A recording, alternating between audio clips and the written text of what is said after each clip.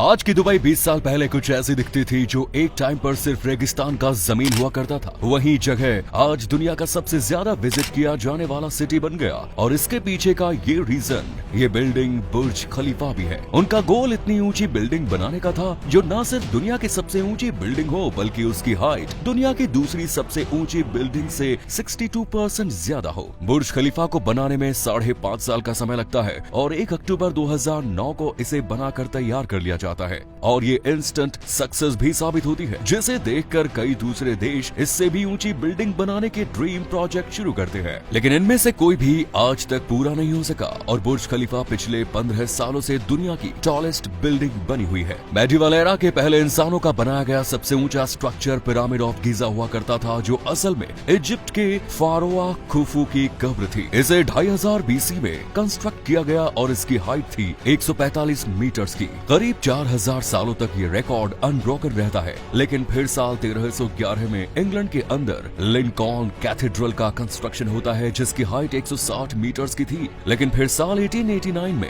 Eiffel tower का construction होता है। साल 1930 में क्रिजलर बिल्डिंग एफिल टावर का भी रिकॉर्ड तोड़ती है। लेकिन फिर अगले ही साल न्यूयॉर्क की एम्पायर स्टेट बिल्डिंग इसको भी पीछे कर देती है। 1931 से 1971 तक पूरे साल ये रिकॉर्ड एम्पायर स्टेट बिल्डिंग के पास ही रहा, जो मॉडर्न एरा में किसी भी रिकॉर्ड होल्डर के लिए सबसे ज्यादा टाइम फ्रेम है। 1971 में न्यूयॉर्क के अंदर ही बने वर्ल्ड ट्रेड सेंटर ने इस रिकॉर्ड को भी बीट कर दिया। लेकिन फिर मलेशिया के कुआलालंपुर में पेट्रोनास टावर को बनाया गया, जिसकी हाइट थी 452 मीटर्स की। पर 2009 में बुर्ज खलीफा ने इन सभी को इतने बड़े मार्जिन से बीट किया कि इसका रिकॉर्ड तोड़ना इम्पॉसिबल नजर आ रहा है। जब बुर्ज खलीफा को बनाने की प्लानिंग हो रही थी तब इसकी हाइट थी 550 मीटर प्रपोज की गई, पर इसकी फाइनल हाइट हुई 828 मीटर्स पर। बुर्ज खलीफा की हाइट इतनी ज्यादा है कि अगर आप इसके नीचे खड़े होकर सनसेट को देखते हैं और फिर जल्दी से लिफ्ट लेकर टॉप पर पहुंच जाते हैं तो आप एक बार फिर से सनसेट का नजारा देख पाएंगे। इस पूरी बिल्डिंग को बनाने में $1.5 बिलियन से ज्यादा का खर्चा हुआ।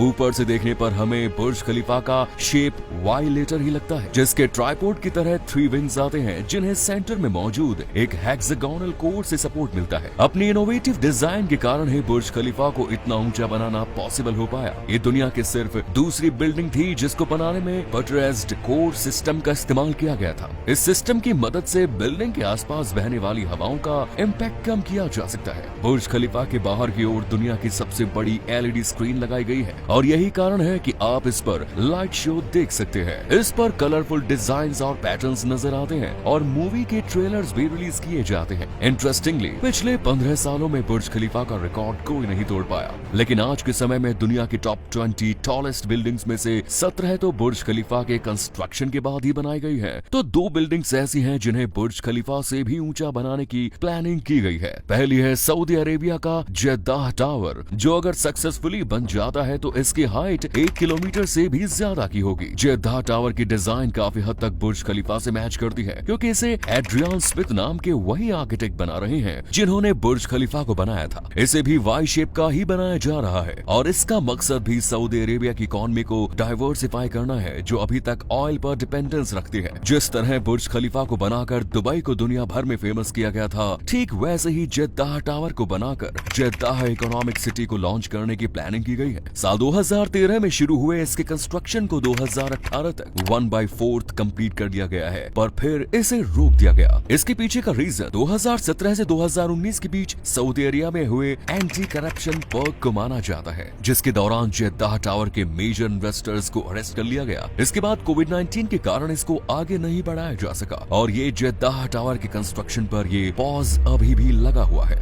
अभी तो कोई नहीं जानता कि इसका कंस्ट्रक्शन कब से शुरू होगा, लेकिन अगर ये कंटिन्यू किया जाता है तो ये बुर्ज खलीफा के रिकॉर्ड को तोड़ने की सबसे बड़ी कैंडिडेट बन जाएगी। वैसे आपको बता दें कि दुबई के अंदर भी एक बिल्डिंग बुर्ज खलीफा के रिकॉर्ड को तोड़ने की तैयारी कर रही है। इसका नाम है दुबई क्रीक टावर। इसे स्पेनिश आर्किटेक्ट्स के द्वारा डिजाइन किया गया है और ये दुबई के अंदर एक ऑब्जर्वेशन टावर होने वाला है। साल 2016 से 2018 के बीच इसको बनाने की प्लानिंग भी पूरी कर ली गई थी और इसकी फाउंडेशन का काम भी पूरा हो चुका है। लेकिन दुबई क्रीक टावर की कंस्ट्रक्शन पर फिलहाल ब्रेक लगा हुआ है। ओरिजिनली इसे 2020 में दुबई एक्सपो के दौरान इनॉग्रेट करने की प्लानिंग थी, लेकिन इस टावर पर काम आगे बढ़ता नजर नहीं आ रहा है। इस टावर की हाइट लेकर भी मिस्ट्री बनी हुई है और इसके एस्टिमेट्स 838 से 1300 मीटर्स के बीच दिए जा रहे हैं। हालांकि ये टावर दुनिया की टॉलेस्ट बिल्डिंग का रिकॉर्ड नहीं तोड़ पाएगा, क्योंकि इसे इंसानों के रहने के लिए ही बनाया नहीं जा रहा और इस तरह ये टेक्निकली बिल्डिंग है ही नहीं। एक्सपर्ट्स की माने तो अगले 25 सालों तक तो बुर्ज खलीफा का रिकॉर्ड कोई नहीं तोड़ पाएगा। इवन पिछले 10 सालों में देखे तो 800 मीटर से ऊंची बिल्डिंग्स बनाने के कई प्रोजेक्ट्स शुरू हुए,